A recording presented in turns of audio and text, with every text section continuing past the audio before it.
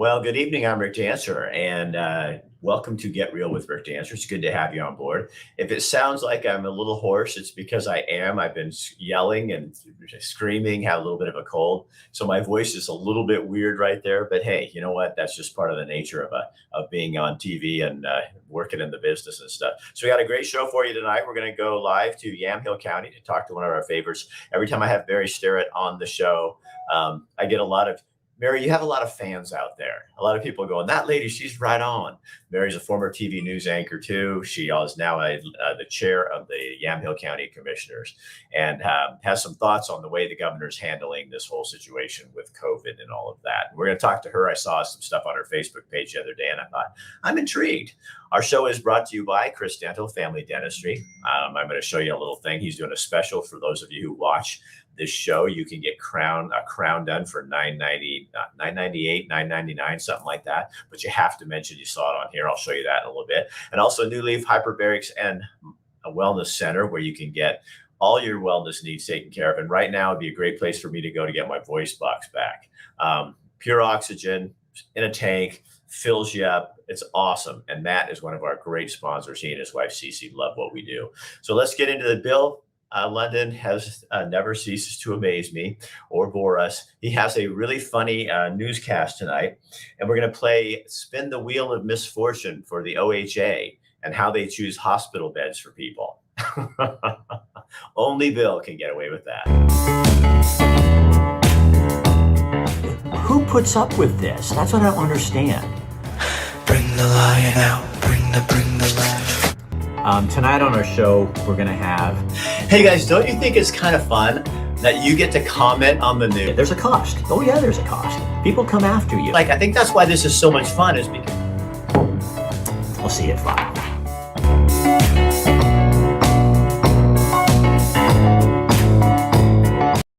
Good evening from the News Radio, 1120 and 93.7 FM KPNW studios. I'm Bill Lundun. I'm on the wake-up call on the station every morning, 6 a.m. to 9, and yes, I get up at the crack of, oh my God, every morning. So Oregon is on red alert for a growing wave of the Omicron variant of COVID-19 that pushed the new daily case count on Friday to 10,451 cases, eclipsing the record set over the previous 4 days. However, I find it interesting that none of the news sources that I've ever either seen or read mentioned the reason for that huge number. And it's not as though the COVID cases aren't climbing. They are. But according to the OHA full report, which generally never gets fully reported, that number was big because several thousand cases from early to late December hadn't been reported, and they were just getting all of their numbers in line.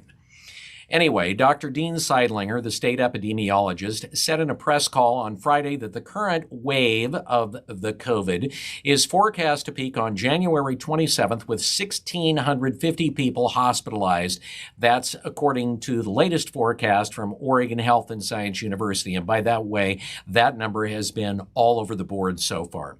The Oregon Health Authority on Friday issued what they call a crisis care protocol to guide doctors faced with prioritizing possibly life or death case care.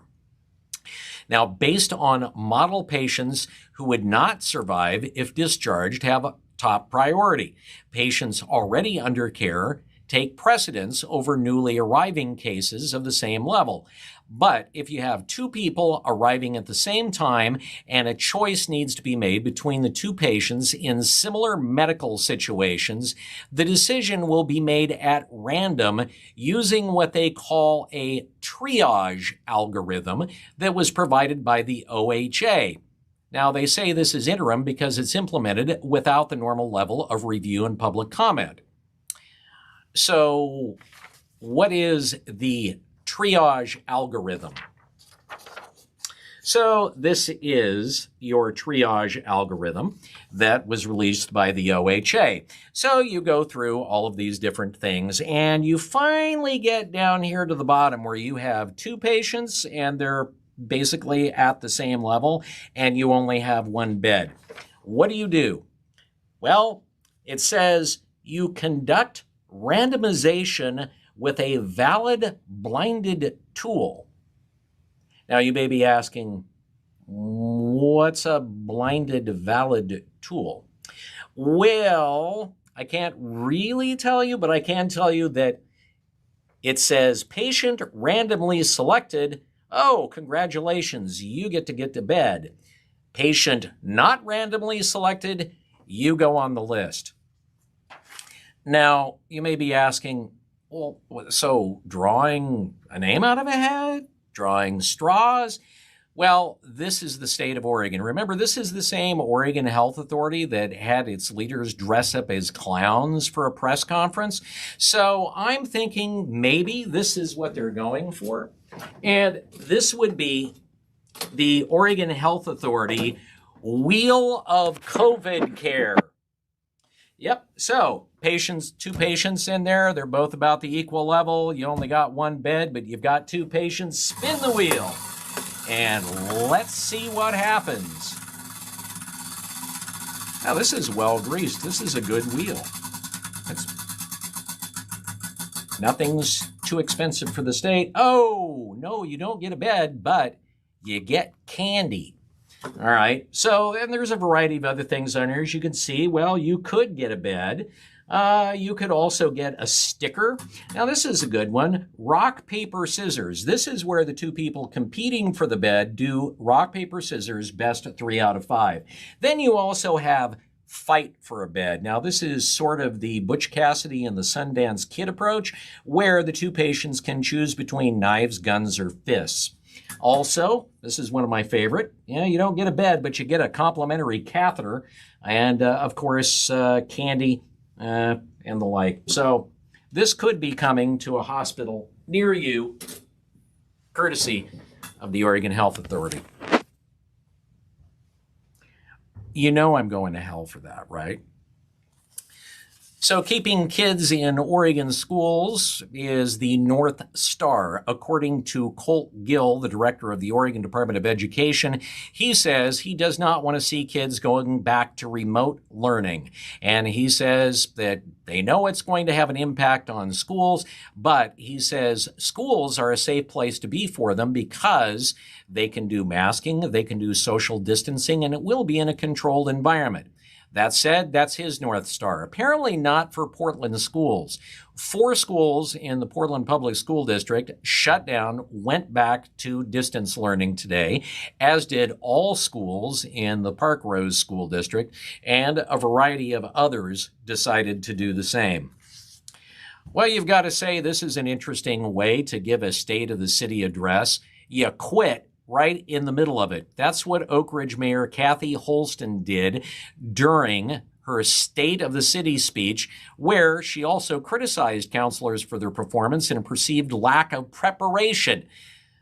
She's the third major Oak Ridge official to announce resignation recently, the others being the city administrator and the finance director who plan to leave at the start of March. But Holston, it was immediately. Holston said the council has continually looked for what is wrong and not for what is right. A community can't thrive in that kind of atmosphere. If me stepping aside helps them stop blaming others and look for solutions, it'll be worth it. After a recap of 2021 and problems facing our city, Holston says that the council was, quote, adept at avoiding decisions and said from assessing the situation, continuing as mayor was a waste of my time. God bless her. So today was Lane County's State of the County address.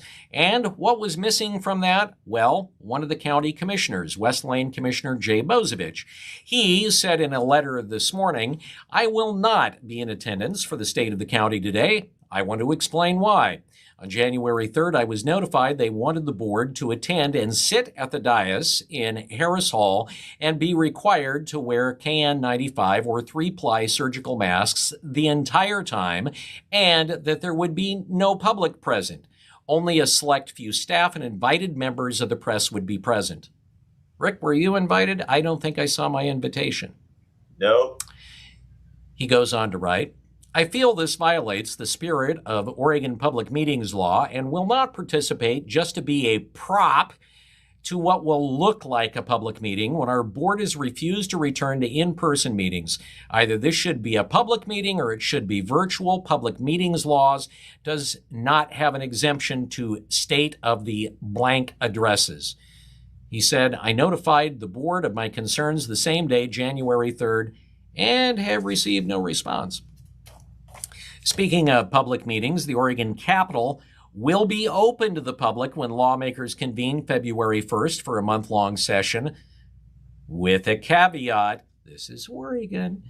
In a joint statement today, Senate President Peter Courtney and House Speaker Tina Kotek announced while all legislative committee meetings where all the work gets done and where all the testifying happens for people for and against the bill, that's going to be done virtually, where, of course, the Democratic leadership can stack the meetings on Zoom as opposing to have actual people in the room.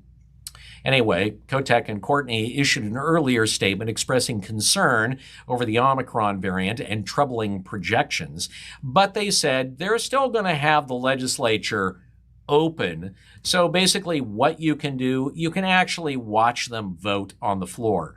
But will you get a chance to testify live and go see your legislators live? No, that's not going to happen. And finally, an East Oregon lawmaker wants to trim the powers of state government and in particular the governor. He has a bill. He is Representative Mark Owens, a Republican from Crane, whose district includes Baker County, and it would amend Oregon's constitution to spell out when governors can declare emergencies and what powers they can exercise, and more importantly, how long they can unilaterally keep them in place. Oregon has been under a state of emergency declared by the governor since March 8th of 2020, when Governor Kate Brown declared her intention to take extraordinary measures to combat the pandemic. And Brown has extended that state of emergency a whole lot, many times since then. Under Owens' proposal, the governor, when making a declaration of emergency, would have to specify each county where the emergency exists, list reasons why the jurisdiction should be under a state of emergency, and according to the legislation, the declarations could not exceed increments of 30 days, and after 30 days, the decision to extend a state of emergency would go to the local governing body for a vote. And county and city governments could create their own hybrid of emergency restrictions if they prove to do so or choose to regarding such measures as masking, school closures, vaccine requirements, etc. Additionally, the legislative concept states that a governor can't retaliate against a county whose governing body is determined not to fully continue a declaration of emergency beyond the initial 30 days of the order. Okay. This was written by a Republican. He's from Eastern Oregon. Sorry, not going to see the light of day. Nice try. All right, Rick, it's time for you to get real and spin the wheel of Ricky, or Rick. Anyway, do your thing. Get real. You do it, Rick. We do a lot of crowns, and we do really good crowns. And it's funny, a patient asked me the other day, is like, how are you giving such cheap crowns? And I think they think that maybe I'm having like lesser quality. I have really good quality crowns, and we do really good work. And we charge, if you don't have insurance, we charge $998. So if, let's say you break a tooth and you know you need a crown, you can call us, and that's how much you're paying. We're not gonna charge you all these add-ons. You don't want a crown that breaks. I don't want stuff from China. It's a local lab. They're phenomenal. You're gonna come in the chair. We're not gonna charge you for a limited exam, X-ray, a core build-up, and a crown. We're gonna charge you $998. And the only way you're going to get that $998 price is if you mention you saw it right here on Get Real with Rick Dancer, and Dr. Bratlin will honor that for you.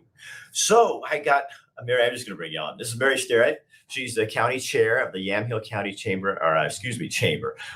Board of County Commissioners. I love what Bill was talking about right there at the end. Shouldn't that have happened a long time ago? The governor had stopped this emergency and given it back to the counties so that you could have local control of that, and we would know what your county needs, and it's not the same in Yamhill County as it is in Lane County. Welcome, Mary. Well, Rick, it's good to see you. Happy New Year. And we've said that all along. And one of the things that I kept bringing up is what are the goalposts? What are the metrics that you're using to continue with this declaration of emergency and therefore the emergency powers? And we get no answers. We get no data. We get no answers to any of the questions we've asked all along. But I think that the whole key to this is local control, because we know we've lost control at the state level and we have absolutely nowhere to go there. That it's one party rule and we're getting dictates from basically a tyrant, because all bets are off. And since the legislature is AWOL and they don't want any of this on them, just let the governor, a lame duck governor, get away with whatever she can possibly get away with. So we've asked for local control, but that was never in the game plan. We heard basically a rumor that the teachers unions were going to push to keep the schools closed for 2 years. And it kind of looks like that's where we're going. And we've asked for, again, metrics. We've asked for goalposts. We get nothing out of the state other than it looks like this is going to continue. And I do want to give a kudos to Commissioner Jay Bozovich. While Bill was talking, I sent Commissioner Bozovich, Lane County Commissioner, an email telling him, giving him an attaboy for not showing up to that dog and pony show. I refuse to also do our in-person board meetings because now OHA will fine the county $500 for every incident of someone who's been sitting there without a mask. And I won't wear a mask. And ergo, the county would then wind up having to pay these huge fines. So I've opted to stay in my office. And I'm not going to, and I'm not going to continue this joke when our governor is back in Washington, D.C., crammed in like sardines in a ballroom with 500 people, doesn't have a mask on, and yet can ask the filthy peasants to wear a mask, require them to wear a mask at work, school, church, everywhere else. So I was talking to a doctor today about Omicron, and he said, Rick, a lot of people are getting it. It's really out there. And he says, but that's a good thing because it burns it's like it goes out and burns the shaft, and then we can get this thing over with. What's going to happen? How does the governor and these folks keep the mystery going once people start figuring it out? I guess I've been thinking this for a year. Is when do we as people in Oregon stand up and say, okay, this is not about masks. This is not about vaxxing and unvaxxing. It's about our freedom to make choices about our life and our family and who we are. And now freedom has become a nasty word to some people. It's like, oh, so you're free to hurt other people. It's just gotten crazy, Mary. Well, I think, Rick, that the wheels are falling off this narrative in the media, narrative at the federal level, narrative at the state level. But we have to remember that Oregon is one of only 6 states that has these vaccine mandates. So basically vaccinate or terminate. And that brings us to the next healthcare crisis that we're hearing about. So you've got 15,000 healthcare workers who have exited the state or just quit. They're out of the business. And it's really sad to hear from nurses and doctors. I heard from one yesterday. This is a local doctor who said, I cannot continue to have my family put up with these types of restrictions. I had a nurse, a 31-year in the business nurse, who was told she was dangerous and she was terminated. So if you've got people leaving the business, we've got all these unattended beds. So our hospital capacity has been, one of the worst. I think we're tied with Washington State for the lowest in terms of number of staffed beds. And so if you fire people who staff the beds and then you say you don't have enough hospital capacity, you bring in the National Guard. It has the patina of a crisis, right? And right. They don't need facts to underpin any of their executive orders. They just say it. It's not true. We're hearing now, of course, vaccinated people can not only get COVID, but they can transmit it. So all of a sudden, that is a fact that it's an inconvenient fact, and it's part of the narrative we won't hear. So what is your plan in Yamhill County? What do you hope to do? What's your next step with all of this? Well, Rick, we've signed over 20 either ordinances or letters to the governor pushing back on mask mandates, the vaccination of kids, which I think is criminal. We're seeing more and more of these adverse events that are not getting reported. They're poo-pooing the vaccine adverse event reporting system. We can't get the data from the VSafe program. So all of these really nasty side effects are being hidden. And our plan is to do what we've done all along. Is one of the things we did was to say, we're not going to enforce the mask mandate at the county level. So when people come into our county, I got a phone call from a woman who was visiting from outside the county who said, I was in one of your restaurants and the staff weren't wearing masks. And when I complained to the county, they said, well, we're not allowed to enforce the mask mandate because the commissioners won't let us. This was something that we decided 2-1, only two of us, Commissioner Bershauer, who's now the chair, and myself. One commissioner has been in lockstep with the governor all along and has even asked for increased restrictions.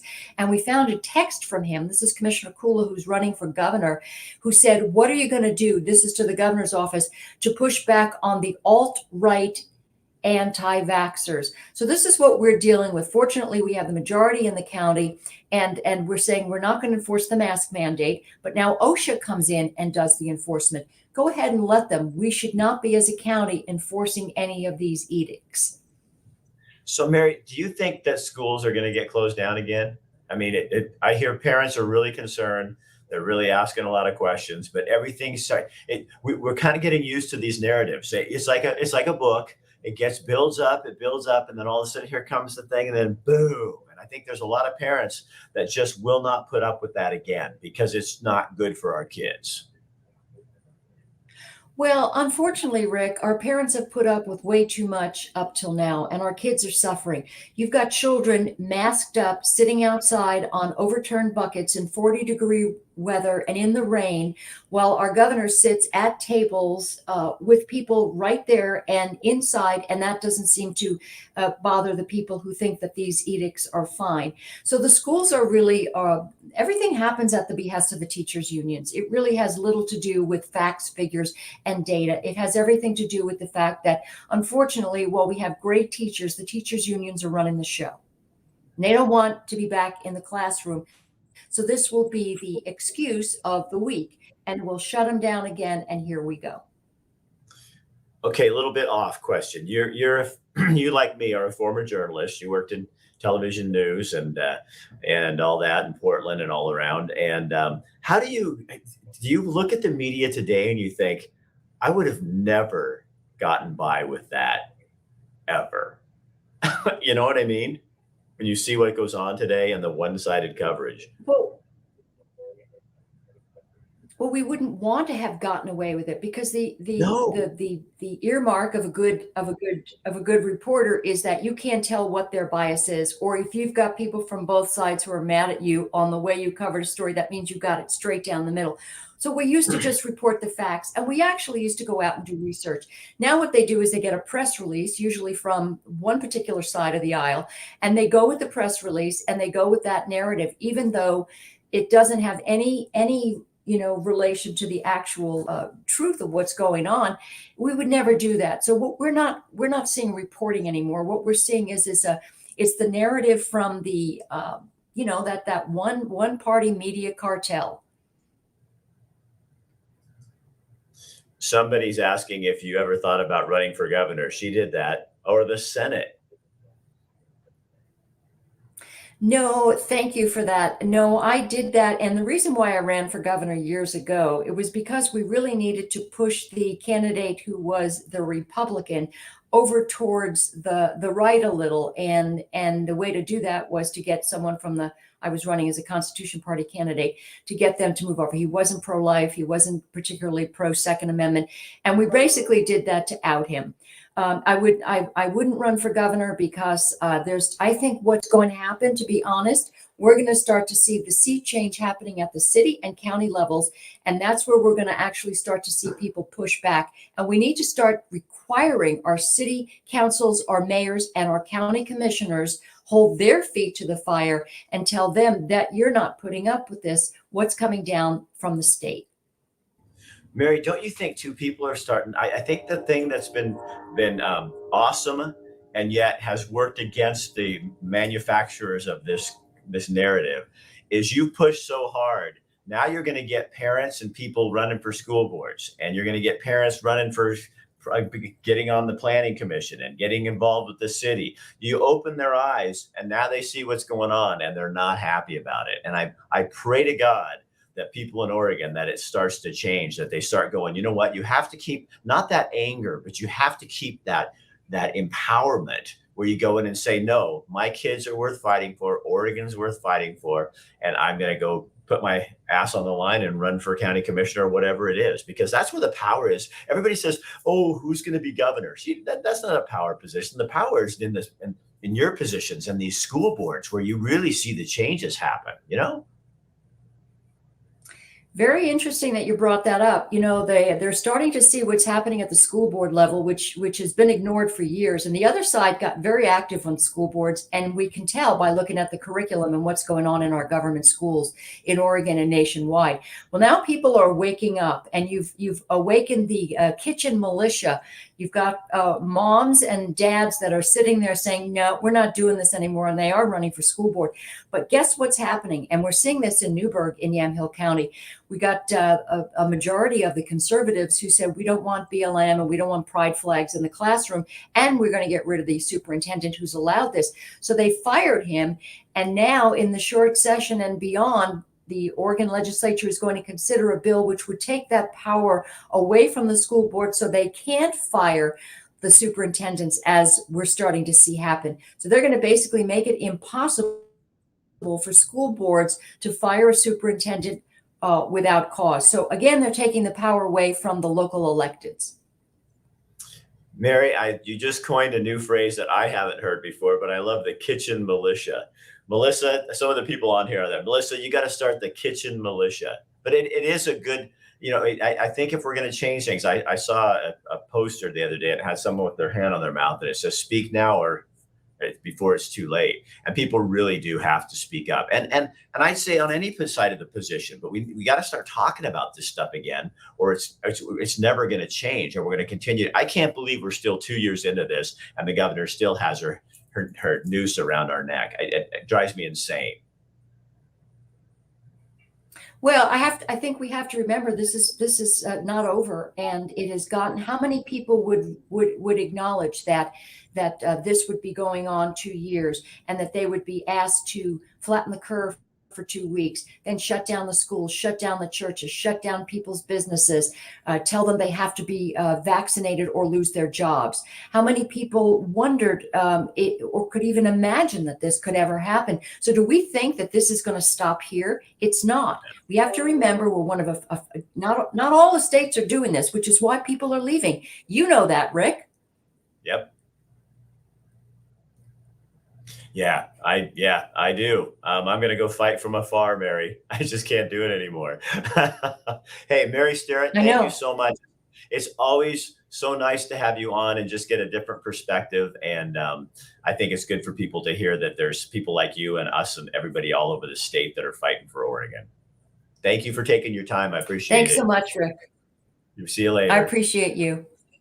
Okay, that's Mary Sterrett, the Yamhill County Commissioner. Just like to show you guys that there's other people out here that are fighting for the state and doing their thing. She's awesome. Yeah, she really is an awesome lady. It's been a really crazy time. And I think, one of the things I saw, and I'm going to bring this up because I don't really care. I'm just kind of, a local, they call themselves a newspaper in town, posted something the other day with my picture, and then said how I was giving out misinformation about COVID and about masks and that kind of thing. And to that I say bullshit. I'm not giving any misinformation, and maybe it's just time for people to do their own research and start looking around. I'm always amazed and kind of puzzled about the people that come on and will say, you're not looking at this, but they're not looking at what we're talking about. I'm not saying I'm right and you're wrong. I'm saying it's probably somewhere in the middle, but don't discount my research when you're not even doing your own. You're just listening to what people are telling you, the narrative of the hour. And then you go out and throw that kind of crap out there. It's like, it's unbelievable that we live in a culture that allows media to participate like that. And it's no wonder people are so concerned. It's no wonder people are so confused. We don't know what's going on. Is COVID serious? Yes. But from what the doctor was telling me when I was talking to the guy on the phone today, it sounds like we're hitting a stride here, and maybe we're going to get somewhere. But we can't continue to close our schools and do all this garbage. It's just insanity. So anyway, that's my personal opinion. So again, Mary, thank you. Bill, thank you for your wheel of misfortune. Dr. Bratland, thank you for sponsoring our show. If you guys are looking for a dentist, that's the man you need to go to. And also New Leaf Hyperbarics and Wellness Center with Matt McCarl and his wife, Cece, and all the gang. Their staff is all super fun and super nice. Go in there, and if you've had COVID and you're doing that and you have some brain fog, that'll help you. It helps with autism. It does a lot of really great things for you. But check out Matt. Find out more about him, get on his mailing list, because you know what he does? He sends out these little mailers. I got one the other day, and it says, hey, you can get a special price on a hyperbaric when they have some extra treatments left over. You can jump in and grab them. So that's going on. Tomorrow night, let me look here. We have elements of a healthy lifestyle, and we also have a travel package. We're going to take you on a little trip and show you something kind of cool and fun, courtesy of Elements Health Clubs in Lane County. So that's it for now. Hopefully I'll get my voice back soon, so it's more clear instead of this deep, sexy man. This is my deep, sexy man voice, or my Mr. Ed. I sound like Mr. Ed, don't I? You know what else I wanted to share with you guys? Can I kind of brag a little bit? Okay, I just want to brag a little bit, just a little teeny bit. Is that okay? You guys with that? I'm gonna go over here so I can get in here. These are our numbers for last month. For December. If you're somebody who is looking for a way to advertise and get the message out, and you agree with what we're doing and you like what we're doing, that's how many accounts we reached in the month of December. And we took a week off. 491,675 accounts is what we reached. 531,000 minutes viewed. And picked up 579 new people. So Eugene Weekly, if you think you're fucking with me, whatever. I'll put those up against your numbers any day. All right. So that's it. I'm Rick Dancer. Have a great night, and we will see you tomorrow right here on Get Real with Rick Dancer and friends. And we couldn't do it without you and our friends. Oh, share this on your page so other people will see it. That way, when Facebook starts trying to be snotty with me, we can supersede them. Okay. All right. Have a good night. See you guys later. Good night.